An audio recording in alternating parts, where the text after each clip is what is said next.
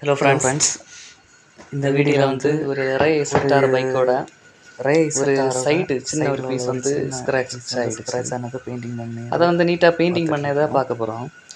Scratch ஆன இடத்துல nice paper போட்டுட்டு அதுக்கு மேலே அந்த ஸ்க்ராட்சில் புட்டி போட்டு தேய்ச்சி நான் இப்போ அடிக்கிறது வந்து ஒரு ப்ரைமர்னு சொல்லலாம், ஒரு அண்டர் கோட்டன்னு சொல்லலாம்.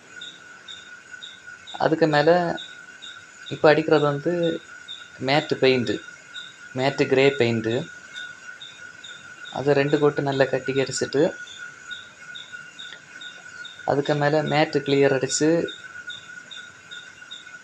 முடிக்க போகிறோம்.